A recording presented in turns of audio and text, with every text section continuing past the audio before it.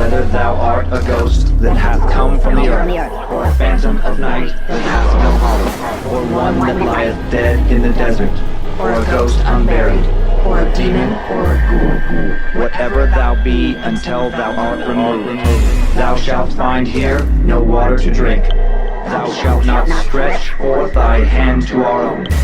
Into our house enter thou not. Through our fence break through thou not. We are protected, though we may be frightened. Our life you may not steal, though we may be scared to death. Welcome to Scared to Death, Creeps, Peepers, Roberts, and Annabelles. I'm Dan. Hello, Dan. I'm Lynze. Hello, Lynze. Hello, sir.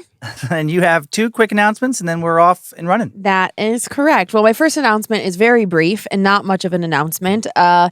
Today, the books went on sale to the wider audience, so hopefully it went well. But since we record in advance, I don't know what happened. So thank you for supporting us, and hopefully it was great. If you haven't gotten one, you better check fast, because it might be gone. Oh, no. And then my actual big announcement is our scholarship announcement. We wanted to give a massive shout out to this year's scholarship recipients, DeZwaan, Letha Dennison, Jessie Peckham, and Liam Watson. We're just so damn proud of you. Yeah, congrats. Yeah.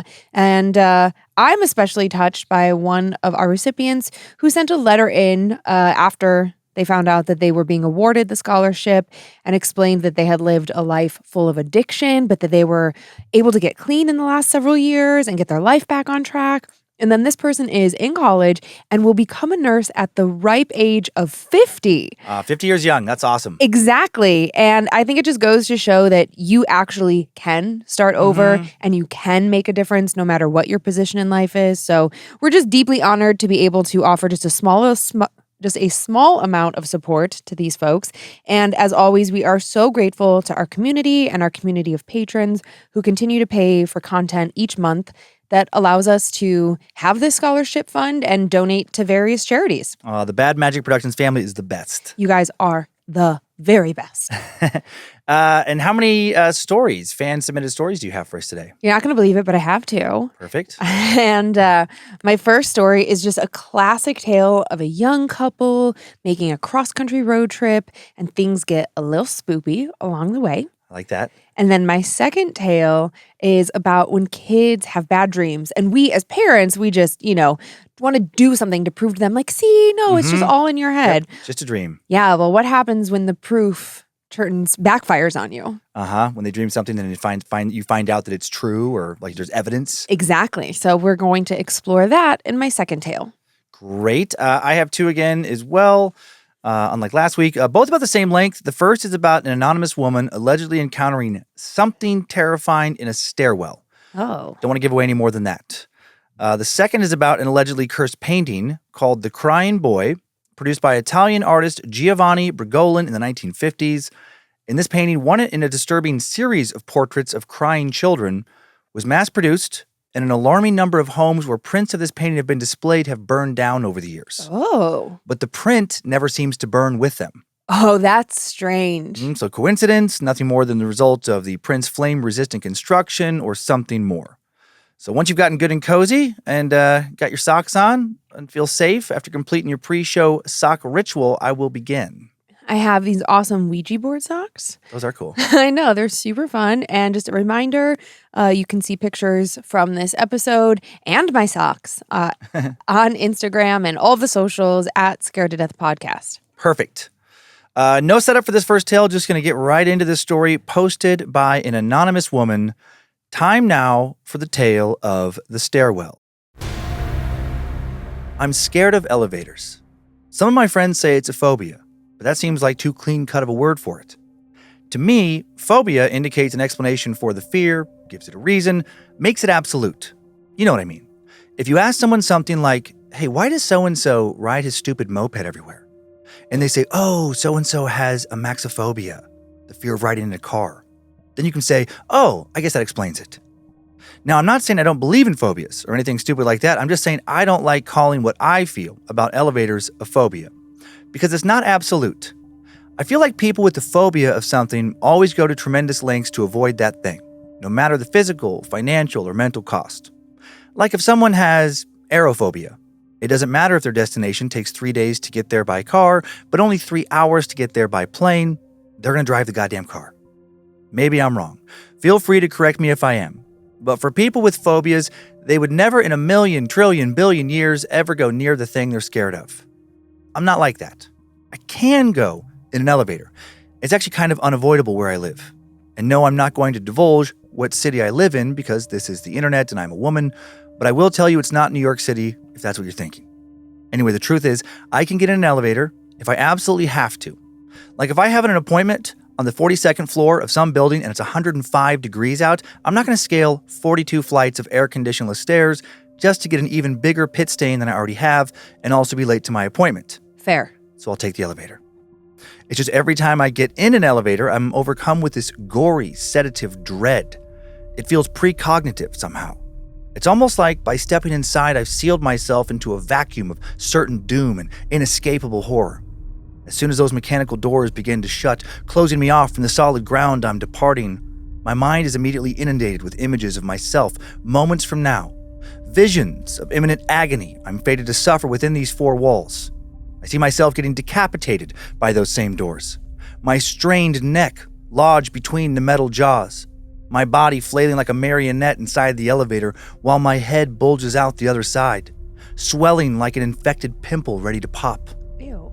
I see the elevator begin to steadily rise up and up and up, my exposed, stuck head rising with it until the nape of my neck finally meets the top of the door frame with a sickening smush. Though slow, the elevator continues to rise, straining against the fleshy resistance of my pulpy neck as it squishes against the metal until finally the skin breaks, then the veins and the muscles and the bones too. With the slice of a guillotine, the pimple pops. The elevator is free. It launches upwards in my head with its plucked, sinewy stem of an amputated neck trailing behind it, topples to the carpet below. It lands with a dull and empty thud the same moment the elevator door dings once again. When I'm standing in an elevator, I see myself falling. No, I see the elevator falling. I'm still standing, my feet planted in the same position while my big metal casket plummets. My body feels heavier and heavier as furious gravity yanks me to the concrete underbelly below. The impact shatters my buckled knees and snaps my neck.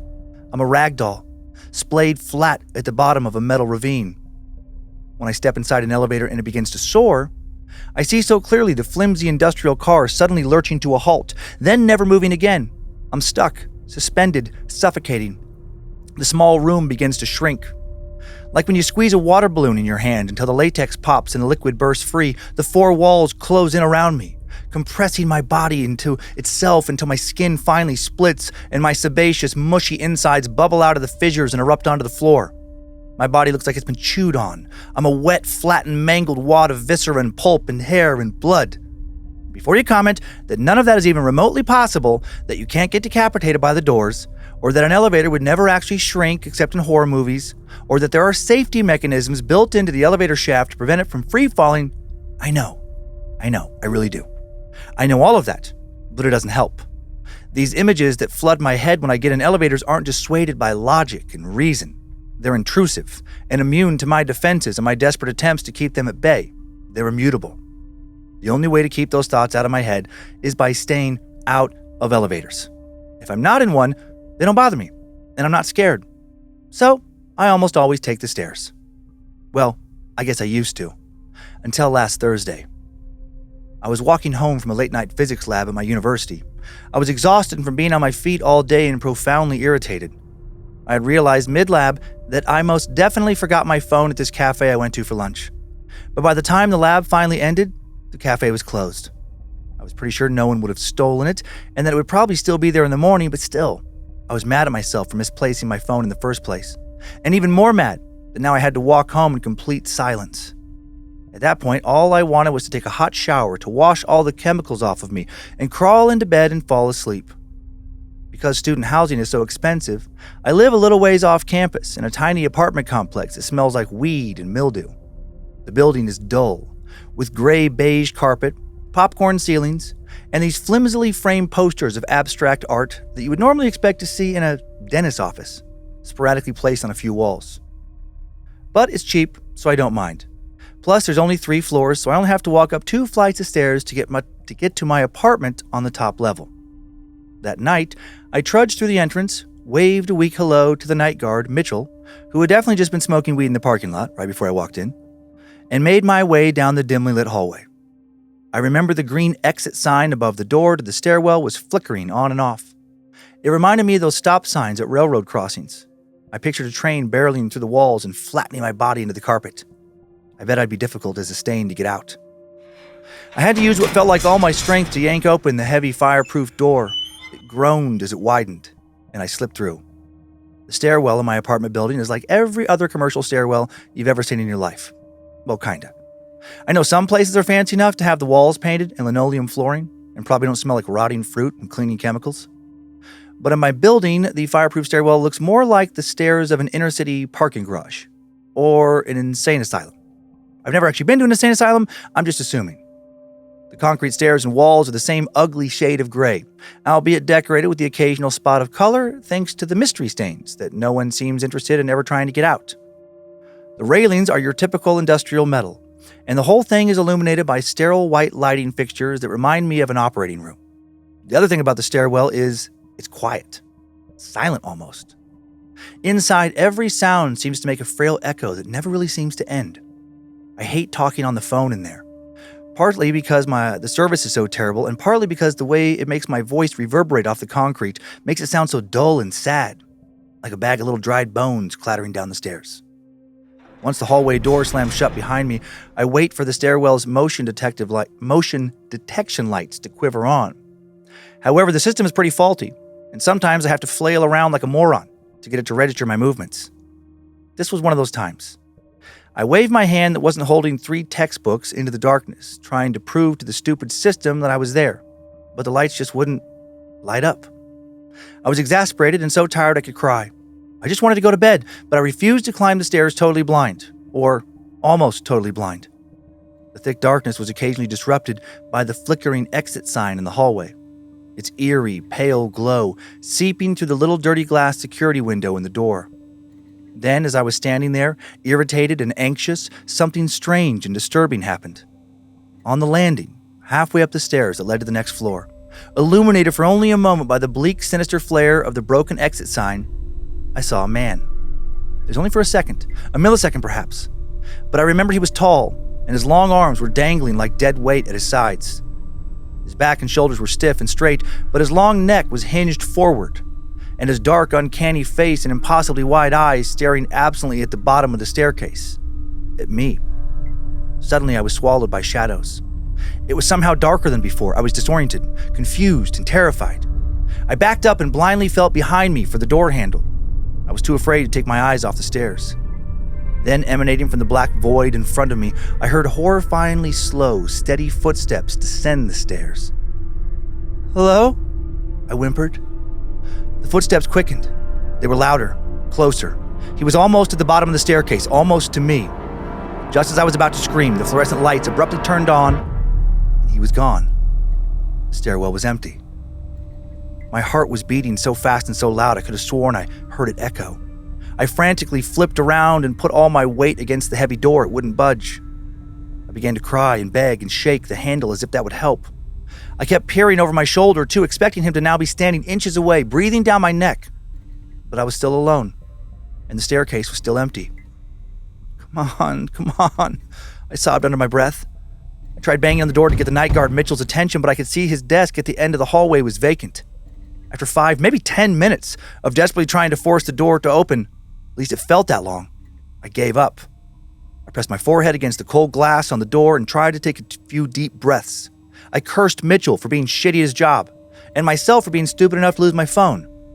I was starting to feel claustrophobic. There was no way out, except maybe up. I turned back around. The cement stairwell looked how it always did, industrial, inhuman, forgotten. Like a moron, I said, "Hello? If someone is there, you should know I have a gun." I didn't have a gun. I've never even fired or held a gun. But I did have pepper spray.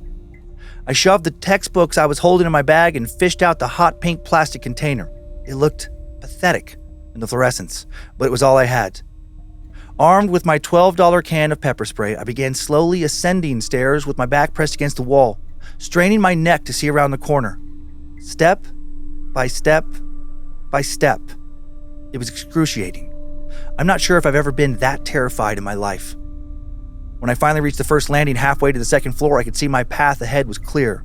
The heavy fireproof door to the hallway, which was identical to the one below, was unobstructed, but I couldn't see around the corner. If someone, like that guy I'd seen, was standing on the stairs above me, I had no idea. They could be waiting for me. I looked back to where I'd just come from and got the same sick feeling I get when I look out the window of a tall building. I wanted to cry. I felt paralyzed. The faint green light flickered. For some reason, that sparked something inside me. I bolted up the stairs and ran to the door. I pushed with all my might, with all my strength, and I pushed again and again, but it was also locked, or frozen, or paralyzed like me. It just wouldn't open. I was trapped. I looked behind me and I was still alone. But then suddenly, violently, I heard someone furiously running up the stairs from below. I had no choice. I abandoned the second floor exit and continued sprinting up the stairs as fast as I could, hoping beyond hope no one was waiting for me at the top. Thank God the stairwell was empty above me. But I could still hear him right behind me, his footsteps heavy and determined and close. But he was slowing down. I surmised there was no reason for him to hurry. I was his prey, and he knew he had me cornered. When I finally reached the top, I lunged against the door, hoping I'd finally reached a working exit. But it was like hurling myself against a brick wall. It was immovable. Just as I flung back around to face the stairwell, I saw him again. He was practically walking now, and beginning his final ascent on the last staircase, the last thing that separated him and me. His posture was pristine, but his head was flung back at an impossible angle, so his face was perfectly parallel with the ceiling. I wanted to scream, but I was too scared to scream, if that makes sense. All I could do was tremble and whimper. I could see his veins and Adam's apple bulging grotesquely from his disturbingly flexible neck. It was like he was missing most of his vertebrae. And even though his face was pointed directly above him, his wide eyes were pointed downwards, peering at me. He was smiling. I had to fight from fainting. I've never fainted before, but it felt like I was about to, like what I was seeing was just too much to bear. The lights went out. I dropped to my knees, and now I was able to scream. And I did. I screamed my head off. He started to run, but not away from me, towards me. He was almost to the top, and I could feel him smiling. I could hear his thunderous footsteps, his quiet breathing, his excitement. That's when the wall behind me disappeared, and I fell backwards onto the floor. Above me, a green light flared. I felt someone's cold hands on my shoulders. Their shadow loomed tall above me. I was going to hell. I knew it. He was going to kill me, eat me, digest me, take me there. Or maybe I was already there. Maybe hell is an infinite staircase that the devil loves to climb. Hey. You all right? Hey, it's okay. It's okay. My eyes adjusted. It was Mitchell, the night security guard. He was crouched over me. I was laying on my back. His silhouette was illuminated by that flickering green light. I sat up. He kept asking me questions, but I couldn't answer them. All I could do was stare at the open door in front of me. The fluorescent lights were still out, but the stairwell was illuminated by intermittent flashes of the broken neon green exit sign. And it was wrong. The stairs, they were leading up. Impossible. I was on the top level. I looked up at the exit sign suspended above my head, my mouth gaping like the open door. I looked behind me, past Mitchell's hulking body. His desk sat at the end of the hallway. It was vacant. I was on the bottom floor. So what the hell happened? It's been a week since then, and though I haven't fully gotten over my fear of elevators, I don't have any choice but to use them, because now I have a new and more paralyzing fear. A severe case of bathmophobia, a fear of stairs. Bathmophobia? Yeah, bathmophobia. I would BATHMO phobia. If you were like, I have bathmophobia, I would Fear of say, taking baths? yeah. I'm like, oh, so you don't like baths. I wonder what that stems from. I have to look up word origins later. That's a strange. They usually make like a little bit more etymology. sense. Yeah. Yep. I have a burp coming, so. Oh, okay. I'll be ready. There we go. Sorry. Oh, you got it. Okay. All right, nailed it. Do you have a phobia? No, I don't. I have I've had fears. Like we've talked about here so many times.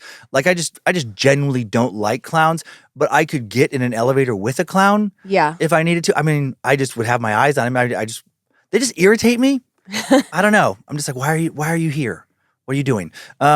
Sharks is probably the closest I have, or not even necessarily even just sharks, but like The only time I've had a physical reaction of fear that was like involuntary, and I remember just because it weirded me out. It's like and I think I've talked about this here before too, but I was in South Africa, in Durban, and me and some comics that were over there together so many years ago, went to some like water park near the beach. We were kind of staying near the beach, and they had this huge swimming pool where you could put diving gear on, but it was totally safe. They had sharks in this big, like a giant aquarium, I guess, that you could swim in. Okay. And they were bigger sharks as far as like, I don't know, 4 or 5 feet long, but they explained like the way whatever kind of shark this was, it didn't actually have a mouth that could even open enough to seriously wound you, and they just never, ever bit people. Right. And so I knew that going in. There was like 4 of us. Everybody else was swimming fine. I'm snorkeling, maybe that's a better word, on the top. And I'm looking down at all these fish in the bottom, and I go to try to like go down in the water, and I started to shake, but like a weird ratchety shake where I'm like, in my head, I'm like, what is happening? It was embarrassing. Oh. And I couldn't stop, and I started to hyperventilate. Oh, you had a panic attack. Like weird breathing, and I had to get out and like reset myself. And I'm like, I don't know what that was, but it was just I don't like if I would have been out in the ocean, that's one of my worst fears is to be just like out in the water. For some reason a boat goes down or something, and I'm out and there's a bunch of dark water below me and I can't see what's there. That's the closest. That might be a phobia. I think that is. I mean, even like in our lake here, like you'll swim during the day, but as soon as the sun starts to go down and you can't see, I do not like dark water. It freaks you out. So I don't know if there's a dark water phobia, but I think if there is intense fear, if nothing else, if not a true phobia. That's fair. What about you?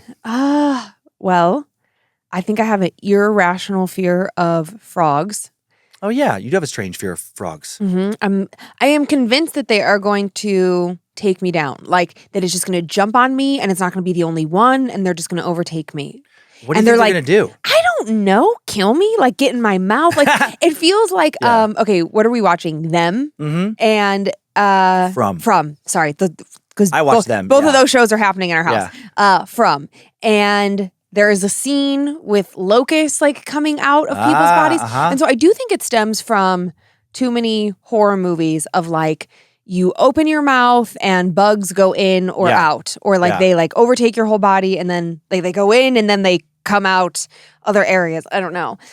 Because I feel that way about frogs. I feel that way about mice, like just critters. And then recently we were outside in our backyard. It was like 10, 11 o'clock at night. And where we live, like there are sometimes, and especially in the summer, bats. And you can usually like look up at a street light and see the tiny little gnats and then see the bats flying around to eat the gnats. Well, one decided to swoop on down and say hello, and it just was a little too close to my head. Yeah, we were and in it the was hot tub. erratic, and I ran in the house. We were having a deep, heartfelt conversation. I was like, I'm sorry, I'm done. I can't be here. And I ran in the house. And it was embarrassing, but and that stems from when I was a freshman in high school. I went on spring break with a friend. Her family had a place in Florida, and it was her and I in the backseat of a convertible. Her significantly older sister was driving, like older than us by like 10, 15 years. Okay, yeah. And her sister's friend, and we went for a drive, and like maybe we even drove through like a tunnel or a cave. Like we kind of like knew wherever we were there were going to be bats. Yeah. But it was like a fun, like, oh, this will be so creepy, so scary. Let's do it. And then one flew down and hit me in the head, and that's it. I lost my mind. I was screaming. A couple of bats were like swirling around our car. The driver was screaming. Like we were all scared. So yeah. But I think that's fear. The bat thing, fear, not phobia. I might have a phobia of frogs. They really upset me. Yeah. They're too unpredictable. And more irrationally, because like I feel like, like bats are known for carrying, like it's not like all of them have rabies by any means. Yeah, but like disease carrying. Like kind of like a rodent where like they're a common carrier of disease historically. And because of their erratic flying motions, and they're small, but like little tiny fangs, so they like have like a scary look. Frogs though, like frogs don't do anything to people. Frogs are creepy. Like generally, I mean, I think some frogs might actually I'm pretty sure some frogs can bite, but like not your typical frog that you see out and about. Okay, but frogs are poisonous. A very small percentage. Doesn't matter. Doesn't matter. And they're creepy and also unpredictable. They just kind of like jump all over the place. They're all loosey-goosey, willy-nilly, and I don't like it. Okay. I don't like it. Also, that motion light thing that she was saying, yeah, it's like there's a motion light in our bathroom here at the studio. Oh, yeah. And it is like just a tiny bit delayed. So, and I know I've said this 1,000 times on this show, but I don't care. I'm saying it again. You open the door, and then if the light's not on, you kind of like wave your hand in front of it, and then it's like 1 Mississippi 2, and then it comes on, but it feels There's like, a moment of like, and then I'm like, well, I guess I just might not be, I guess I might be peeing in the sink in the studio. Like it's just long enough to stress me out. Okay. Yeah. I have a few photos. Okay. No photos were posted along with this claimed encounter, but Molly Box, who found the story, was able to use AI again to generate some images that help bring it to visual life. The first is just of this type of stairwell, the kind mentioned in this story. Oh, yeah. I mean, they are pretty creepy. What I don't like about like stairwells like this is I feel like, you can't see what's coming around the corner. And you do feel like, I mean, a lot of times I don't notice security cameras or anything. So I'm like, oh, this feels like where a creep would try to do something. Well, yeah. And I can just say that, like, think about feeling that way as a 6'2", 225 ripped man. Yeah. As like a small, like, I mean, I'm tall, but like 5'7", 135-pound woman. That's a stairwell might be scarier to me than a dark alley. Yeah, that makes sense. It's just there's nowhere to go. No one can hear you. And I think like as women, we just are, I hope women, if you're not already doing this, but we are just constantly aware of our surroundings. I appreciate you lowering my weight and ripping me up in that estimation. That was great. What do you weigh? I don't know, 235, 240. Oh, bulking up over there. It's bulking season. No, I've been there for a while. I've been trying to get lower. Oh. As we're I like your body. Thank you. It's very nice. This next image is of just a glowing exit sign where you can see like that's the only thing that illuminates, which also just makes it creepier, where you have like pulses of light. Yeah. And it's an eerie green light that just is going to kind of warp things that you see.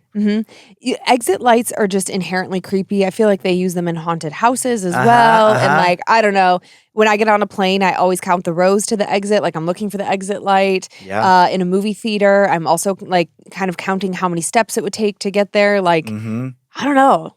Yeah. They induce panic, I feel like. Yes. And then just one more. This is just an AI image of some creepy dude standing menacingly in a dark stairwell. And no thank you. Nope. I got excited for 1 second because I thought this was going to be like a joke photo. And I thought it was going to be a photo of you standing in the stairwell. I guess, yeah. I probably would be scarier than that guy. But still, that guy's scary. I don't know. It's like the shadow over his face. His face is scary. And he like is a little too happy. What was that show we watched with Toni Collette? Was that called like The Staircase, The Stairwell, The Stairs? Her, and I can see the actor. It was the older white guy. It was called the Stairwell.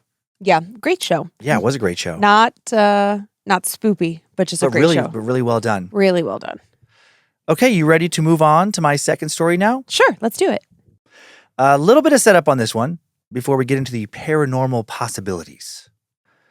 We've talked about plenty of cursed objects here on Scared to Death. We've talked about terrifying dolls, spooky heirlooms, an evil mirror found in a thrift store, things that seem to have been imbued with a decidedly negative energy, if not something far darker. While not necessarily always the scariest things out there we can imagine or worry about encountering, cursed objects seem to hold their own special power in our psyches. This may be, as film and media scholar Jeffrey Andrew Weinstock posits, because our world gets flipped upside down when objects assume mysterious animacy or potency, and when human beings are reduced to the status of just one thing among many more powerful others. But most of the time, this dark energy, the animacy or potency that Weinstock talks about, is visible only to the object's owner, the bearer of the curse. They may think they're going crazy when those around them only see an innocent doll or a harmless antique alongside a string of bad luck, rather than a host for some malevolent entity bent on destroying lives. Slowly, the owner may become more and more aware of what they've allowed to invade their lives, but struggle with who to turn to.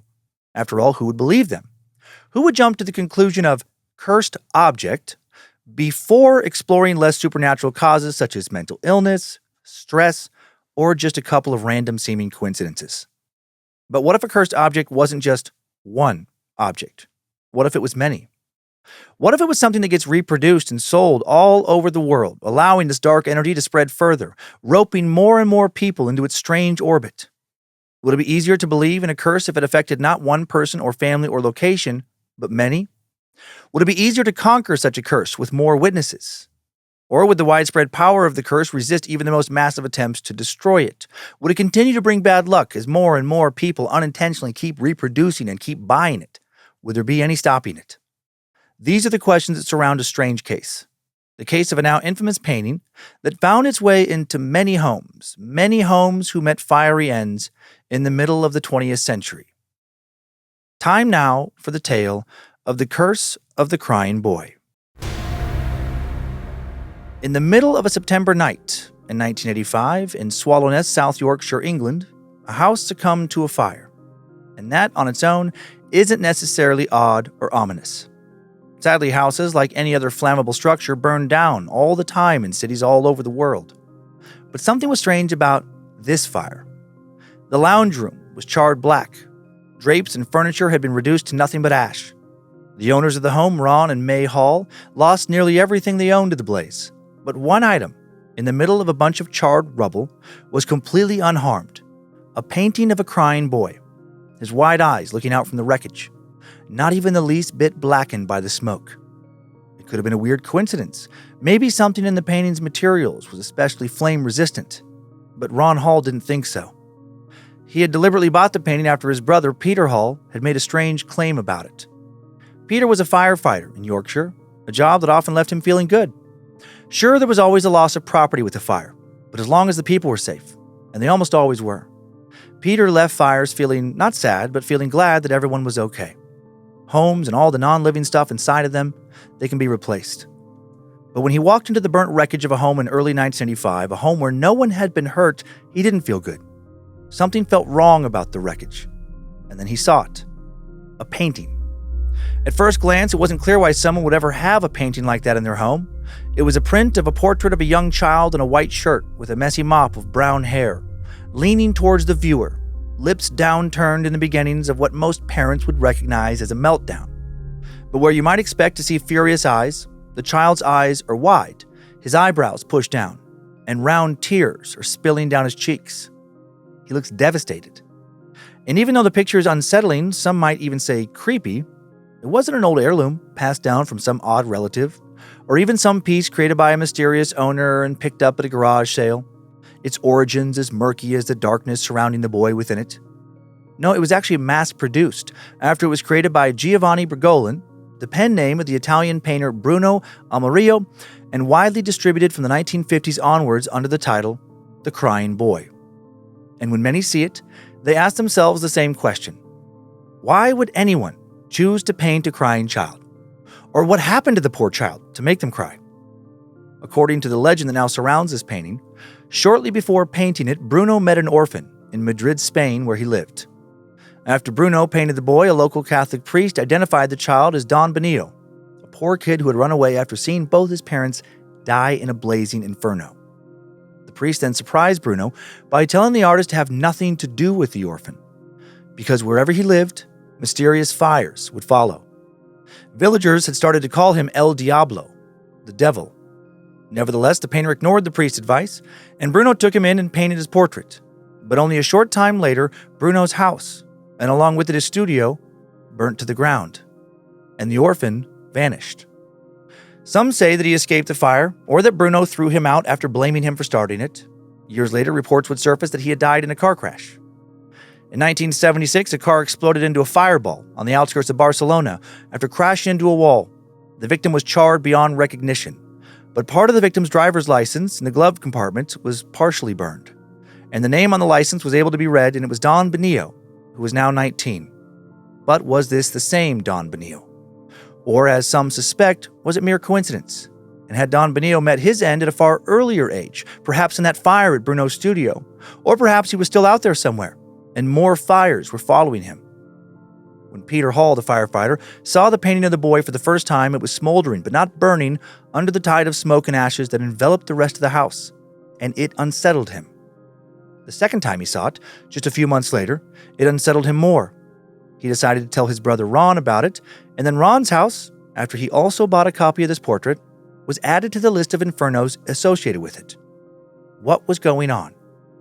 On September 5th, 1985, the British newspaper The Sun reported that an Essex firefighter claimed that undamaged copies of this painting were frequently found amidst the ruins of burned houses he inspected. Essex, not Yorkshire, where Peter lived and worked. Yet another person was witnessing this bizarre phenomenon. The paper added that an estimated 50,000 prints had been sold in branches of British department stores, particularly in the working-class areas of northern England over the years. And soon more strange stories related to this painting and fires came flooding in.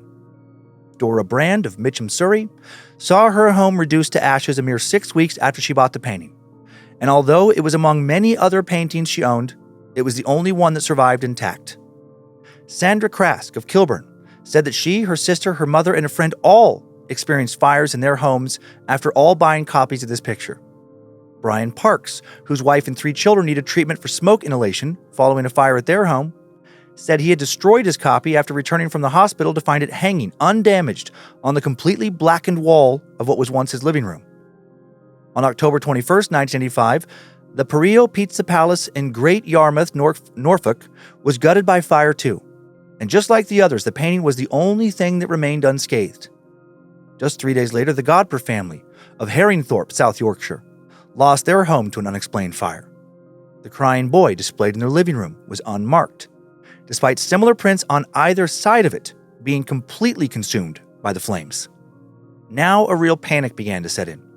With everyone being so scared, the newspaper The Sun, which broke the story, offered to take prints off of people's hands and attempt to burn a big lot of them in a massive bonfire. Soon they would be inundated with hundreds and hundreds of paintings, enough crying boy prints to fill up their offices. Then on Halloween night, 1985, it was reported that journalist Paul Hooper burned a makeshift pyre consisting of 2 vanfuls of the paintings near Reading. And they were able to burn the prints in this way with the help of some gasoline. It wasn't easy. The cheap prints strangely fire-resistant. No one involved in this Halloween burning seemed to mysteriously die or have their homes burned down in the immediate aftermath. So now others would try to dispose of the paintings themselves, but they would be punished for it. In November of 1985, one woman from Leeds who destroyed her picture of the crying boy seemed certain that its destruction was to blame for the deaths in a fire of her husband and 3 of her sons. Yee. Just days later. And on November 12th, Malcolm Vaughan of Gloucestershire helped to destroy a neighbor's picture. And when he returned home, he found his own living room ablaze for reasons which firemen were unable to explain. The last reported incident relating to the print from 1985 was another especially tragic one. In December of that year, 67-year-old William Armitage died in a mysterious fire that swept through his house in Weston-super-Mare. The crying boy was found intact, lying directly beside the pensioner's charred dead body.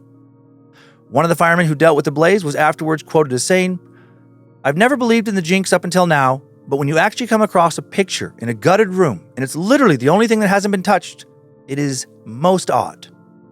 Still, someone continued to reject the notion of a jinx. Rotherham Fire Station officer Alan Wilkerson, who had emerged, had personally logged 50 crying boy-related fires dating back to 1973, still dismissed any connection with the supernatural. Wilkinson, who had 33 years of experience fighting fires, said he wasn't superstitious and had satisfied himself that most of the fires had been caused by human carelessness. However, despite his skepticism, he couldn't explain how so many of these prints had survived so many fires, including raging infernos, which had generated enough heat to strip plaster off the walls. And now, as more and more people began to hear about this string of fires seemingly related to this painting, news stories came in from people claiming that the print can harm or frighten those around it in ways that have nothing to do with flames. One portrait owner from London claimed she had seen her print, on its own, with no breeze, swinging from side to side on the wall, while another from Paynton said her 11-year-old son had, quote, caught his private parts on a hook after she bought the picture. What? Yikes. Yeah.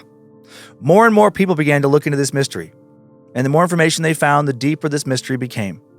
Bruno Amarillo, the painting's creator, also occasionally went by the name Francois Seville.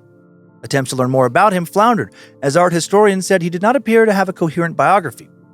Why was he working under different names? Was he afraid of being caught for something? What was he doing to these kids to make them cry? Why would he paint a child in this state in the first place? No one's been able to figure it out. Strangely, in defiance of the scary headlines blaring across newspapers, many owners of these prints had developed such an emotional bond with them that they refused to dispose of them. Was the painting possibly extending some sort of unnatural hold on people? South Yorkshire Fire Service didn't seem to think so. They issued a statement which aimed to debunk the connection between the fires and the prints. It pointed out that a recent blaze was started by an electric heater left too close to a bed. Chief Divisional Officer Mick Riley said a large number of the prints had been sold and, quote, any connection with the fires is purely coincidental. Fires are not started by pictures or coincidence, but by careless acts and omissions. The reason why this picture has not always been destroyed in the fire is because it is printed on high-density hardboard, which is very difficult to ignite. Even so, it appeared that some of the firemen themselves didn't want anything to do with this painting. That Rotherham fireman we mentioned earlier, Alan Wilkinson, reacted strangely when his colleagues presented him with the framed crying boy on his retirement from the brigade. He denied being superstitious, but nevertheless immediately returned the painting, saying, no thanks, you can keep it. Interviewed by his local paper, Wilkinson admitted that he had been presented with another crying boy print by a worried woman who turned up at his home one night. He took it to work and mounted it on the office wall of the fire station, and just a few days later was ordered by his superiors to take it down. Similarly, Chief Officer Mick Riley, who was responsible for the statement debunking the curse, would not accept a copy of the print as a gift, saying his wife wouldn't like it. It wouldn't fit in. But was that the real reason, or was he scared of it? Soon, most of the fervor surrounding these prints and the fires that failed to destroy them would die down. Maybe enough people had gotten rid of their portraits, or they'd accepted that they simply would never find the answers they sought. But then in 2002, the newspaper The Star announced that the curse had returned. Another fire had gutted a house in Rotherham, South Yorkshire. The owner, Stan Jones, claimed this was the latest of 3 separate house fires, each of which had the picture hanging on a wall. He bought his copy of The Crying Boy for just £2 at a market a decade before and had become quite fond of it, but now he was having second thoughts. On the third occasion, Stan and his partner, Michelle Houghton, who was heavily pregnant, narrowly escaped death after falling asleep after leaving their supper cooking on a grill. Firefighters were able to reach Michelle just in time to revive her. And while the fire was obviously the fault of these two falling asleep, why do so many people seem to make mistakes that lead to fires around these prints? Also, where is the original Crying Boy painting? If it was destroyed when any of its reproductions still seemed to hold some kind of dark power? The Crying Boy has raised more questions than its simple image can ever answer. If you come across one hidden in an attic or crammed in the back of an antique store, know that it comes with an indisputably dark history. And if you hang it in your home, you might want to make sure you have a good fire insurance policy. How weird. Yeah, it's very strange. Yeah, and, no real answers. Yeah, it's interesting that it made the papers on different occasions, in different eras, and that there was, some hysteria over it in like 1985. Rightfully so. Mm-hmm.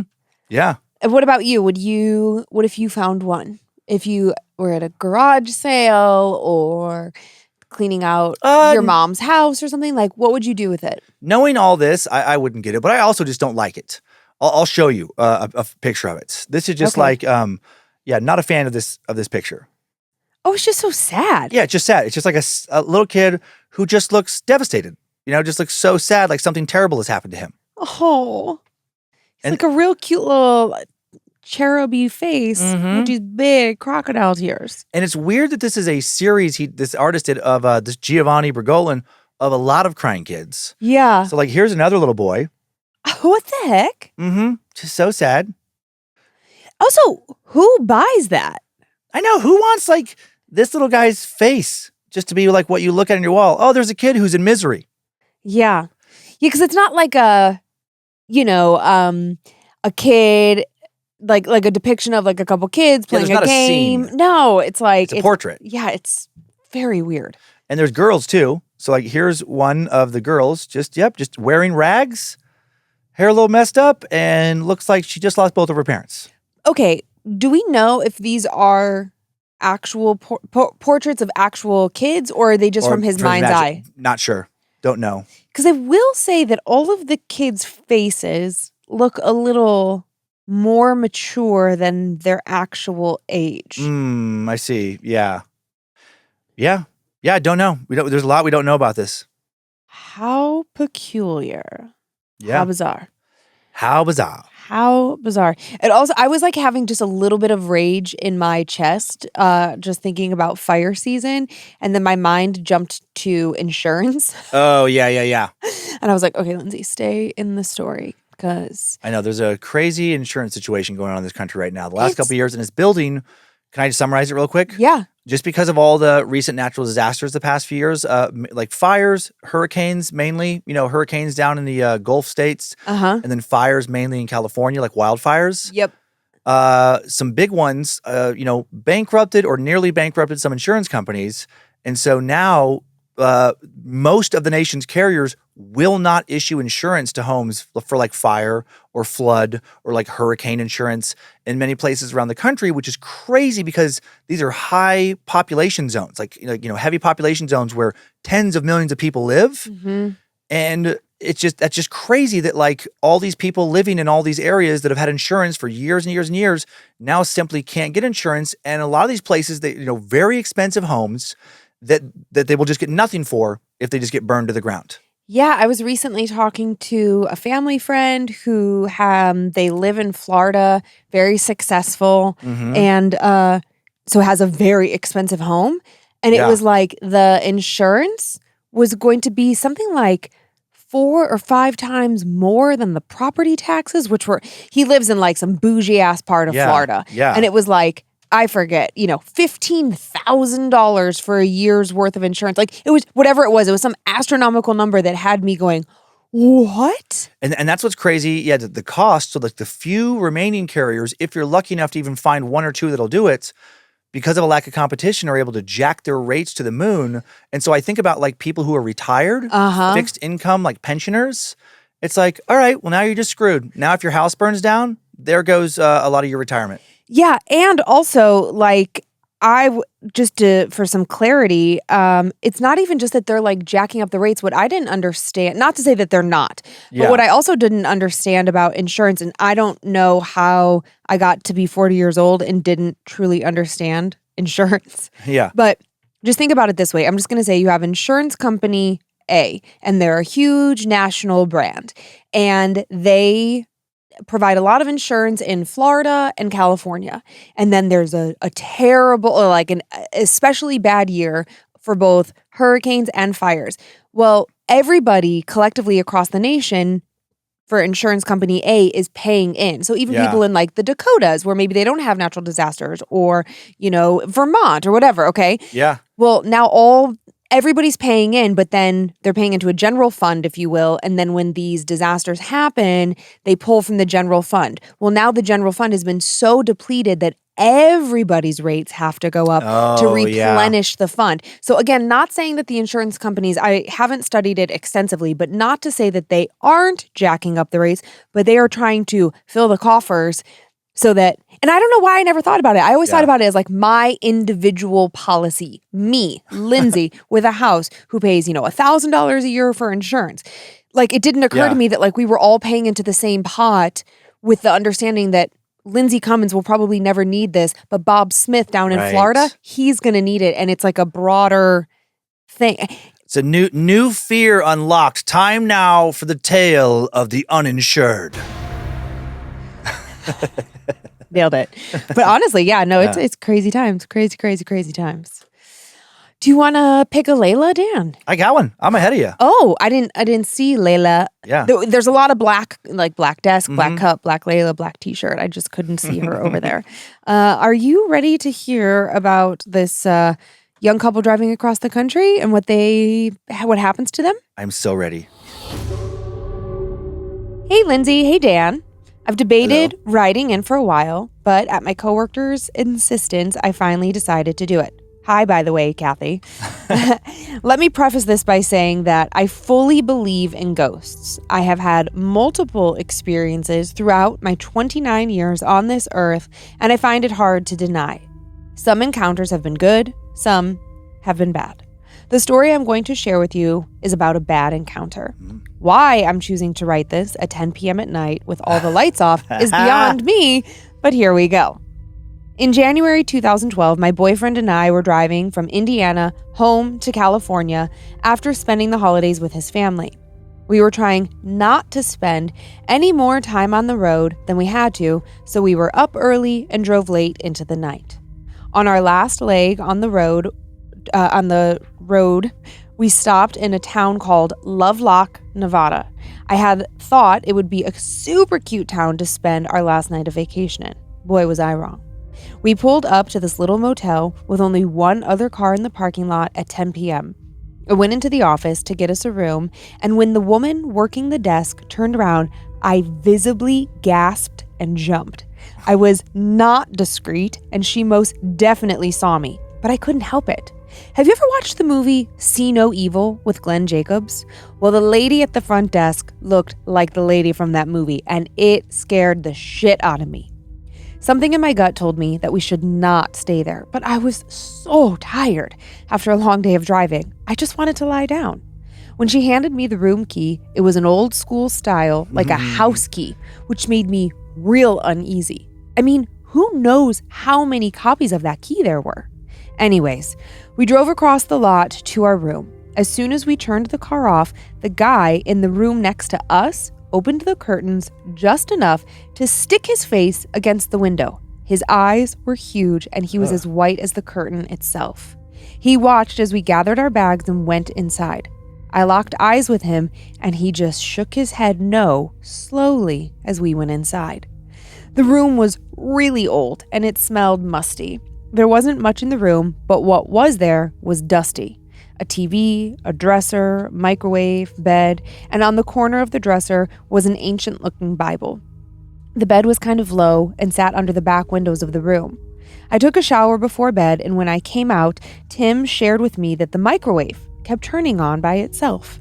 I asked him to unplug it, but when he did, it just started beeping, so he plugged it back in. It was just about midnight, and we were exhausted. It was just for one night. We went to sleep. From the bed, you could see into the bathroom, and having the shower curtain closed freaked me out, so I popped up quickly and pulled it open. Despite hearing weird sounds, we managed to fall asleep pretty quickly. I woke up a couple of hours later to find the shower curtain was now closed. I marched back into the bathroom and opened it again. When I was making my way back to the bed, I noticed the Bible had been moved from the edge of the table to the middle of the table. It was obvious that it had been moved. I thought it was weird, but when I went back to bed without waking Tim, loud noises outside woke me again about an hour later. I peered into the bathroom from where I laid, hoping to not see what I saw. The shower curtain was once again closed. I was getting a little frustrated, thinking it was Tim who was closing it. I got out of bed to pull the shower curtain open yet again. As I walked past the microwave, it turned itself on and began a cooking cycle. I woke Tim and asked him to unplug it and stick it outside while I opened the shower curtain. And I told him, stop closing it. It was making me uneasy when it was closed. He looked at me like I was crazy. I keep opening it, he said. I thought you were closing it. Thinking he was pranking me, I grew a little feisty. No, I have been closing it. What the fuck, Tim? I glanced over to the dresser and saw that the Bible was now missing. I started opening dresser drawers, looking for it. In the top drawer of the dresser, I found it lying there.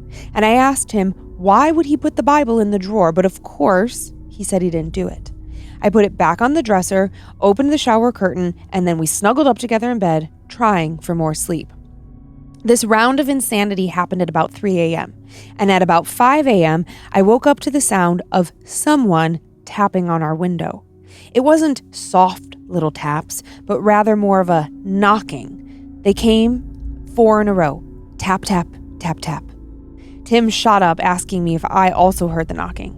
That was it. We'd had enough. We weren't going to get any more sleep, and we decided to just get up and leave.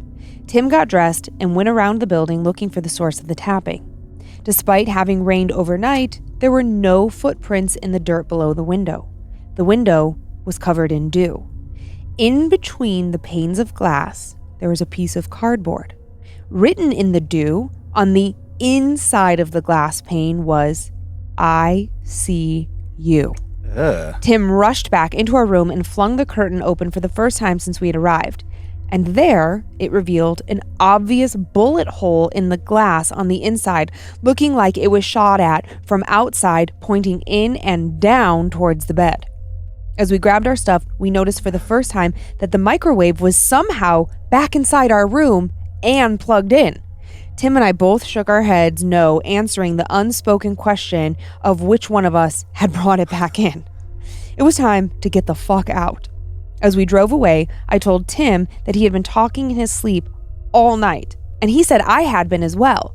Comparing notes, we agreed that neither of us could understand what the other was saying. It was just angry muttering in our sleep. We stopped in the next town over to freshen up and brush our teeth since we had run out so fast. While I was in the bathroom, a woman was washing her hands next to me and asked me where we were coming from. I told her we were headed to California from Indiana and had just left Lovelock. Her eyes widened a bit, and with a smirk she asked, "And how'd that go for you?" I asked her what she meant by that, and she smiled and said, "I can see it in your eyes. You didn't just stay in Lovelock, you experienced it." And then she walked out. Now, I was just seconds behind her, and yet, when I left the restroom looking for her, she was gone. I told Tim what had happened, and he said he didn't see anyone go in or come out of the bathroom before me. Anyways, we never talked about it again. Yee. And so that was anonymous, right? And then she referenced, or he or she referenced Tim. Yeah. I believe she. Yeah, there's a lot of scary stuff. I want to like look up love. I didn't want to do it while you were telling the story because I didn't want you to think I was just. I know, I could see you getting antsy over just there. dinking around. But I'm curious where Lovelock, Nevada is, because is it one of those tiny little towns, kind of out in the middle of nowhere, like in that area of Nevada that really kind of creeped you out? Yeah, because it was just like the same desert over and over and over and over. And it did, like, I don't know, it just got to me. It really stressed me out. Yeah, it's not. We went down that highway from like north to south, which was even more desolate. I think it was like Highway 95 or 97. Mm-hmm. This Lovelock is along like Interstate 80. Okay. Which connects, it goes, I think like Salt Lake City, and then it goes over to like Reno, then Sacramento, San Francisco. Yeah. But when it goes through Nevada, it does go through this very desolate area where it's like Elko is one of the bigger towns you'll go through, then Winnemucca, which is the pride of Winnemucca. Yep, I know. Dick Bird. And then we've been through Winnemucca that one time with the kids on that trip. Okay. Where we cut down. And then, Lovelock is just kind of out. I've got like in between Reno and Winnemucca, and it is tiny. I've got a Kanye West song stuck in my head, like Love Lockdown or something. Funny. Can't get it out. No, this is 1,800 people, so pretty small, but in the middle of the desert. Yeah. So it is a town where it's just like, ooh, it would be unsettling for a lot of people. Yeah. And I can picture these little motels that are in these towns still, like from like the 40s, 50s or whatever. Mm-hmm. And the key that the just like a house key. Exactly, like a house key. And when they talked about like who else has copies of it, yes. I had never thought of that before. What? But when you go to like a motel that has a physical metal key, I was like, oh yeah, somebody's staying there, like some creep can stay there, go to Ace Hardware, make a copy, and then sneak back into that room. Like they can monitor it, find out who's going to be in there, come in at night, all kinds of creepy shit. I wonder if that's happened. Like, I wonder if anybody's been attacked in that way. Oh, I would say without a doubt, because I am going to say that in all my years of travel, hotel stay, all the things, anytime I've been given a physical key, I've never been given a key like what you get if you have a P.O. box that says, do not copy. Oh, right. So in like the, taking this like a step further, now you can go to like your local Kroger or whatever, and essentially, I mean, this freaks me out. You can put any key into those key machines and make them yourself. Oh, yeah. Previously, you had to go to a locksmith. Like, I mean, growing up, we went to Ace Hardware. Only Ace Hardware had like the machine. Yeah. And if it said do not copy, they wouldn't copy it for you. They would respect that. Yeah. I feel like that is not a thing anymore. I feel like there are so many workarounds, and that is really upsetting. So, anyways, as a female solo traveler, whether there was like a standard key or just like a regular like the cards now that they use, or you use your phone. If I'm traveling by myself in a hotel, oh good Lord, the precautions I take.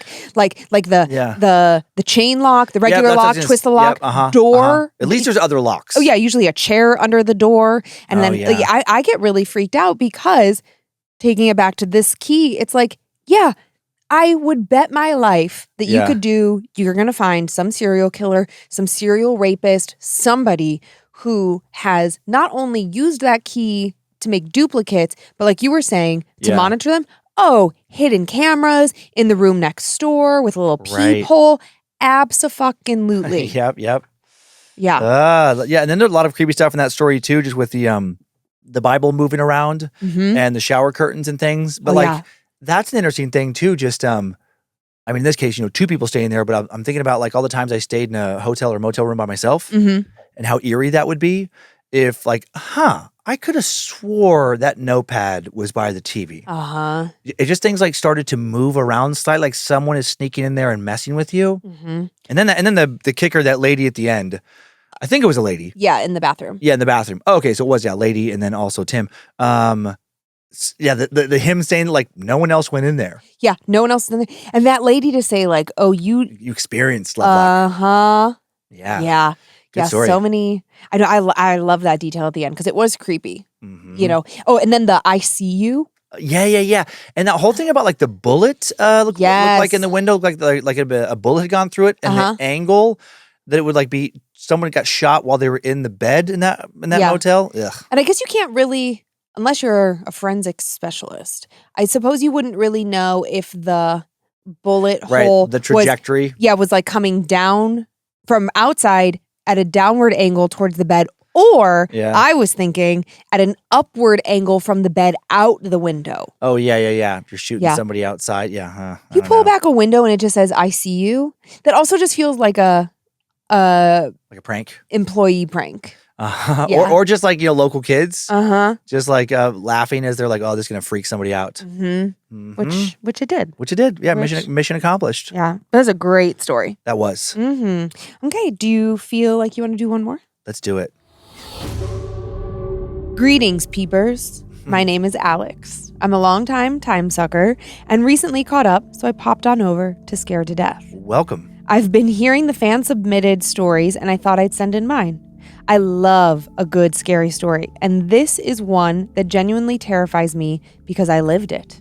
And now, enjoy my story, The Man in the Mirror. It all started in 2001 in the mountain town of Bailey, Colorado. I was about 6, moving with my family into more affordable housing. Our family consisted of my mom, myself, my stepdad, and my older brother, who was 8 at the time. The house was an older log-style home my parents had gotten for relatively cheap. It was a 3-bedroom house where my brother and I shared a room, as my mom ran an in-home daycare and she needed the 3rd bedroom for her business. The daycare playroom was directly across from our bedroom. About 3 months in, odd things began happening around our home. I was the first and only person who noticed it. Every night, I'd hear footsteps, scratching, and whispers. I told my mom, who told me it was an old house and noises like that were common, so I brushed it off. But then, I was brushing my teeth, getting ready for bed one night, when I noticed something in the mirror. Standing behind me in the doorway was a man I didn't recognize. Tall and skinny, completely black, wearing what looked like a fedora. I quickly turned around, but then he wasn't there. Going back to looking in the mirror, I could see him clear as day. I couldn't see his face, but I could hear his voice. Soft-spoken and gentle, he said, "Can I come in?" Freaked out, I ran to my room. The next day, I assumed it had all been a dream and nothing more. That is until that night, when he appeared again, and in the same voice, he asked me the same question. "Can I come in?" I ran to find my mom. I shakily told her, "There's a man in the mirror asking me if he can come in." Horror washed over her face as she sheepishly replied, "No, he cannot come in. Do not ever, ever let him in." So I told the man no, and he disappeared. The same thing happened night after night after night. I always had the same response for him: "No, you cannot come in." Then things began to happen around the house as time moved forward. I'd wake up in the middle of the night to find things in my room were just off. I had a giant Buzz Lightyear toy that was about 3 feet tall. It was standing in the corner of my room one night. The problem? That toy cannot stand on its own. I heard the man's voice coming from the toy. "Can I come in?" I quickly threw the covers over my head and cowered until I fell asleep. A few nights went by with no new happenings. But then, a few nights in a row, my dreams were filled with this little girl about my age in a dress, messy hair, and a cute smile on her face. Her name was Angelica. We spent the nights in my dreams playing all around the house. I didn't have a single worry. It was just a dream. I'd begun sleepwalking now.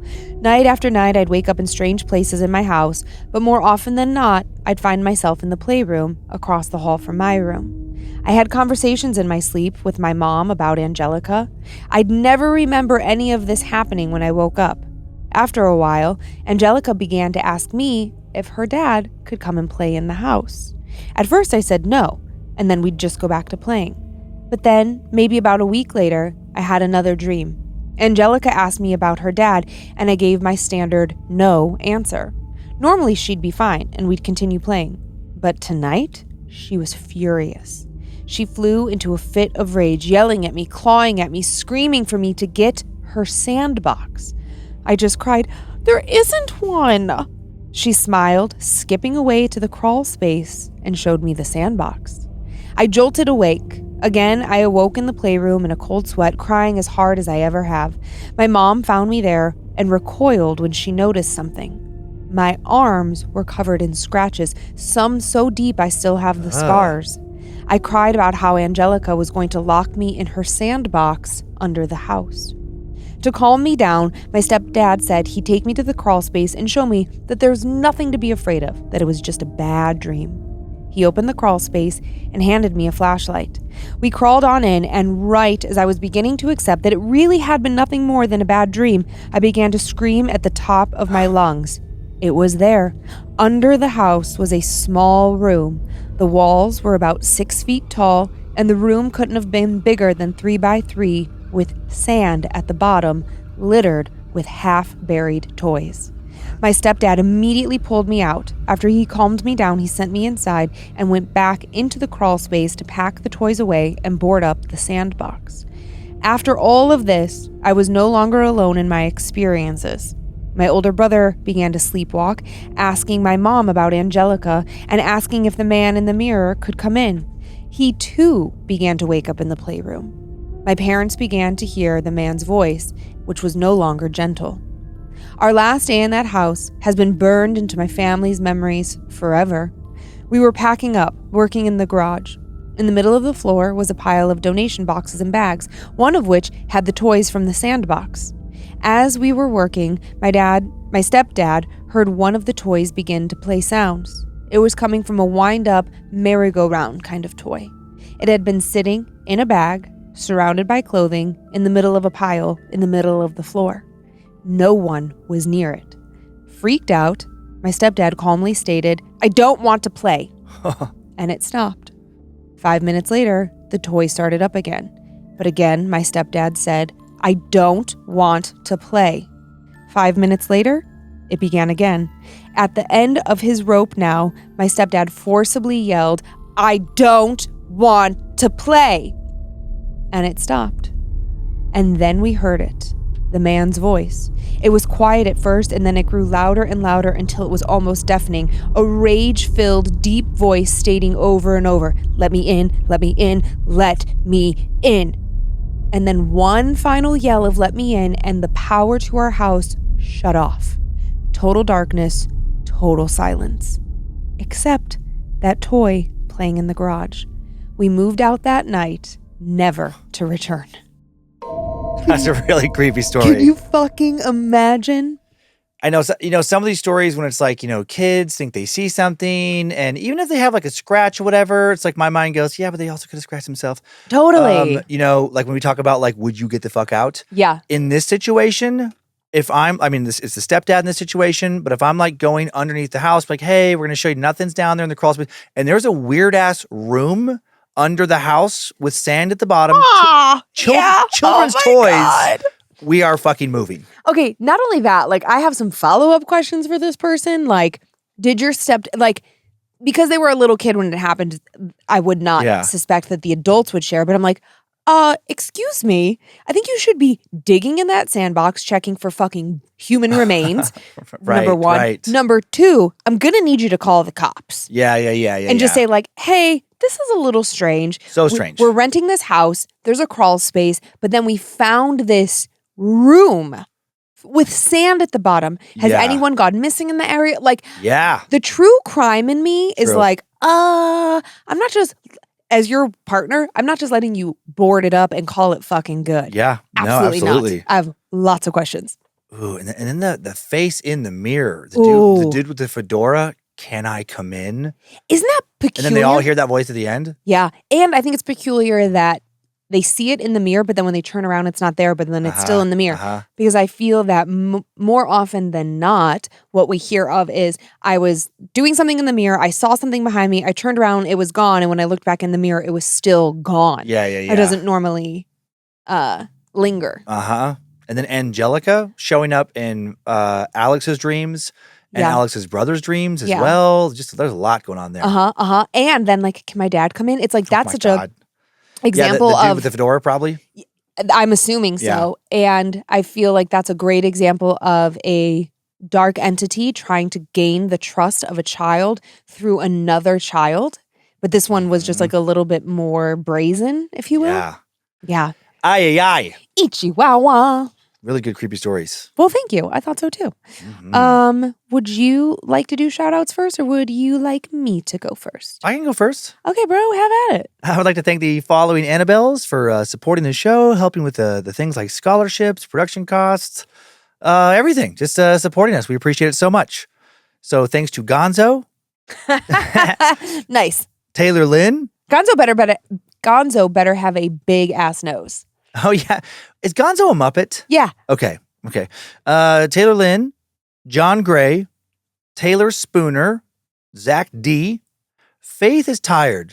I hear you, Faith. I've gotten pretty tired myself. Melinda Fluckinger. Like literally one letter away from fuckinger. Fluckinger. Well, Melinda, sorry about your bad luck. Melinda, you've heard it all. Cole Comer, Chloe, and Jessica Kavanaugh. Nice. I would like to thank the following Annabelles as well for all the love and support. Casey Major, Amy Bleeker. Oh boy. Tiago.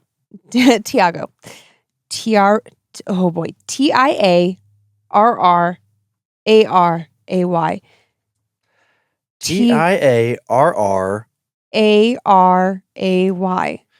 Tiara Ray. Tiara Square. That is a hard name. Esperita Lopez. Esperita, are you the Esperita that I met at Trader Joe's and we took a picture together? If so, so sweet. Stephanie Leuenberger. Tiffany Rouse or Rose. Andy. Man, I normally give you the hard ones. I gave myself all the hard ones. Andy Kogianis. April Burrows. Brandy. Nailed it. Boom. Kim Slocum. Okay, this last name, Andy Kogianes. Kogianis. I don't know. It feels like Greek, possibly. Guys, easy with the hard names. And the burger names, I think they're always like German, like the BERGER something burger. Oh. It just cracks me up, just the word burger in a name, like the Hamburglar or something. Burger is a super common ending of a Jewish last name. Oh, it is? Lots of burgers. Oh, okay. Lots of burgers where I grew up. Huh. I have a few spoopy shoutouts. Spoopus. To Mike from Mike. Happy birthday to myself. To Jared, a.k.a. Grizz from Mego. Happy birthday. Thanks for being the dad I needed. Come on, that's so cute. And, Dan, did you know? What did I know? Did you know that this episode comes out on our anniversary? Oh, it does? To Dan from Lynze. Happy anniversary. Happy anniversary. Oh, yeah, August 13th. Uh-huh. Boom. Happy birthday, Papa Ward. Yeah. Hope you're looking down on us from heaven. Love you so much. Mm-hmm. Oh, I love it. Yeah. Mm-hmm. And that is our show. I feel like we're kind of getting the hang of this new recording process. Hopefully it shows. Thanks for continuing to send in your personal tales of terror to mystory@scaredtodeathpodcast.com. It was so hard for me not to break out in song with the second one today. I'm looking at the man in the mirror. Can you give us a little?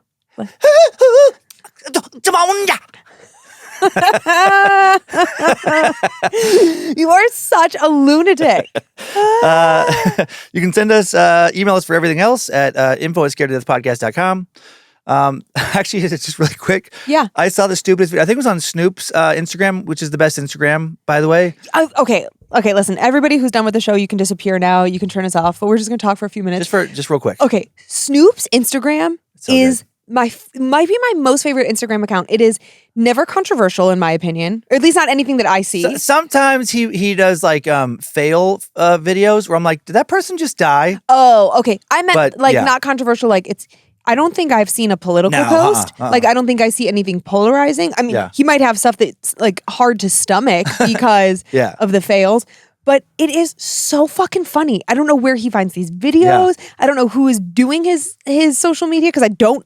No, think it's him. I'm sure he's weighing in, doing some stuff here and there, but like he's busy. He is so funny. He is so funny. What do they call him? The national treasure we didn't know we needed? Yeah, he's a national treasure. I love him. I love his relationship with Martha Stewart. I'm fucking obsessed with him. Carry on. And there was a video he posted a while back of one Michael Jackson impersonator. Looked like it was Hollywood Boulevard or where is it? Hollywood Boulevard? Hollywood Boulevard. Boulevard.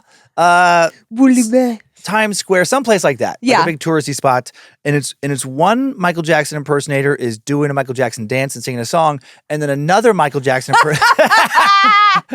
walks by and looks at the first one and just gives this like knowing nod, like, you got it. And the comment, the caption was basically like, dude, you are also not Michael Jackson. Like, why are you giving this like approving, like, he figured it out. He got me. You're not him. My recently, just because we're in the Olympics right now. Okay, I did not know Snoop was going to carry a torch, and it made me so happy watching him do it. Yeah, doing like his little like shuffle dance, crip walk. Dude, it's like what walk? Crip walk.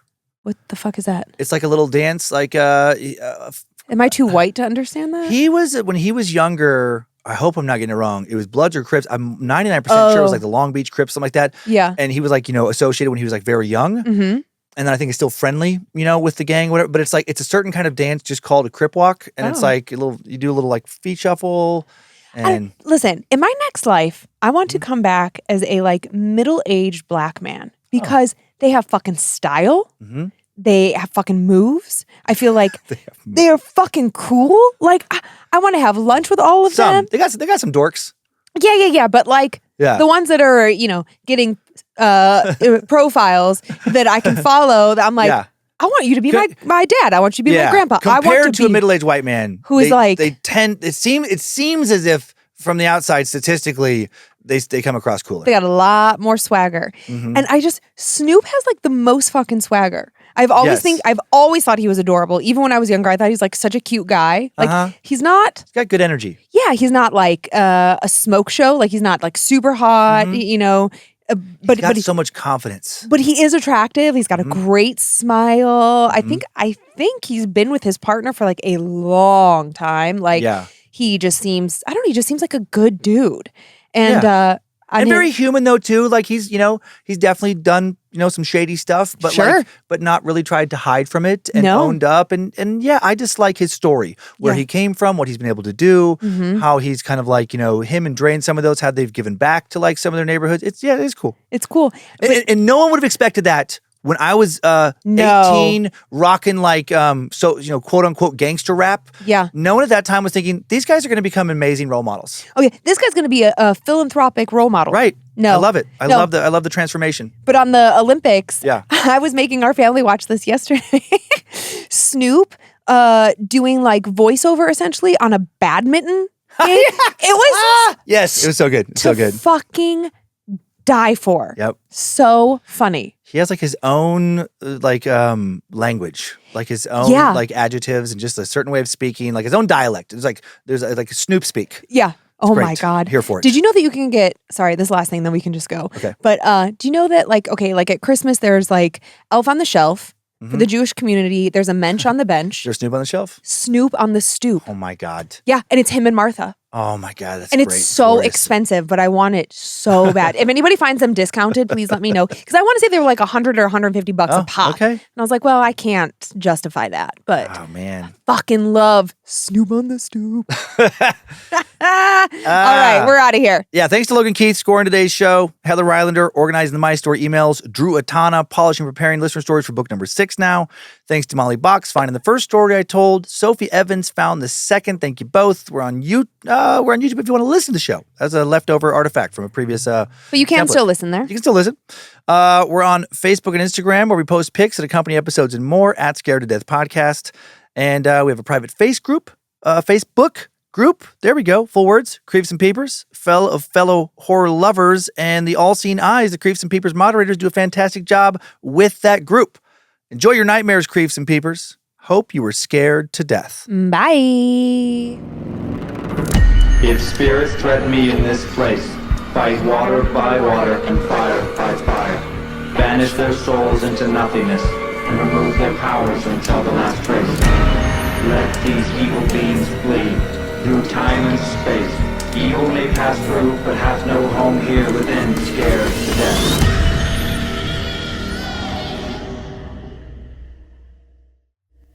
Mad Magic Productions.